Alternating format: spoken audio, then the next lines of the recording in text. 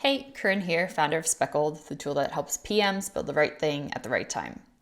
Today we're going to be talking about the MoSCoW prioritization method. We're going to be talking about how to find top priorities when it feels like everything is a priority, how the MoSCoW method can help with this problem, as well as help you understand the mindset of your stakeholders, and what the MoSCoW method is, and some examples of what goes into each of the MoSCoW buckets. Now, if you're like most PMs, if you can feel like everything is a top priority according to your stakeholders, and it's so frustrating, all you really want is a list of the top few things that really need to get done, the actual top priorities in that top priority list. Now, if you go and ask your stakeholders to get together into a room and try to figure out what is top priority, it's going to be interesting. You're probably going to get a lot of competitive behavior, maybe a little combative behavior. And, that's really not a fun thing to run as a PM. You have to try to step in, use your persuasive sweet talk, and get everyone on the same page. And sometimes that works, and sometimes it doesn't. And when it doesn't, it's time to bring in a framework like MoSCoW. Now, MoSCoW is great, especially when you don't want to sit in a room with your stakeholders and use a different prioritization method like RICE and go over reach, impact, effort, confidence numbers. MoSCoW is great if you need something a little bit more quick and dirty.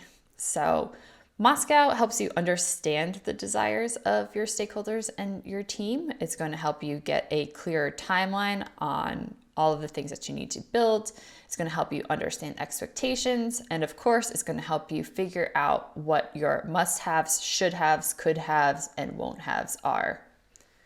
So as I just alluded to, MoSCoW has a few buckets of things that you can prioritize items into.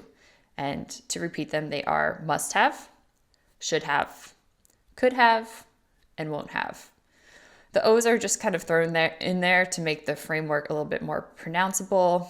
MSCW just doesn't have quite the same ring. So let's take the example of a customer support widget. What goes into that must-have box? Well, what about a JavaScript snippet that lets people embed the actual chat widget onto their website? That seems like a must-have. And probably conversational abilities. You need the ability to send and receive messages, and probably a dashboard for customer support. It's not likely that customer support is going to go into a terminal and try to read messages. They're going to need some kind of GUI and dashboard to read and send their messages. Once you have your must-haves all squared away, next category are the should-haves. These are things that aren't necessarily required functionality, but they're definitely something to strive for. For our chat widget, this may be something like a way to notify customer support of new messages when they're not logged in. That way, if they're not at their computer, they can see a notification on their phone or in their email, and they can get back to the customer as soon as they can. So that's a should have. Next up would be a could have. These are the things that are nice to have, but not necessarily required functionality. So for a chat widget, this may be something like AI capabilities, but maybe only if you have the expertise on your team already to build such a thing, or automatic ticketing workflows. So we have must have, should have, could have. The final category is won't have.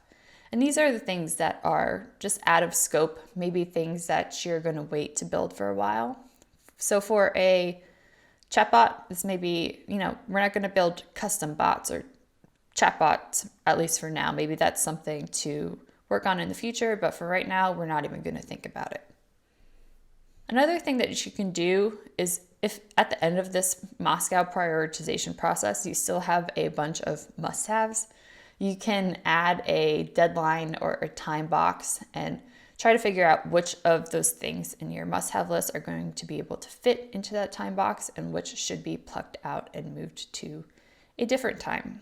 So we talked about why it's challenging to figure out top priorities when everything seems to be a top priority, how the MoSCoW method can help with this problem and help you understand the desires and expectations of your stakeholders. And we finally talked about what the MoSCoW method is, as well as some examples of what goes in each bucket. If you like this content, be sure to subscribe to our newsletter. Just head to getspeckled.com/blog, drop your email there, and every Sunday we send out a newsletter with the top 3 stories of the week for PMs at small software companies. In the meantime, happy MoSCOWing.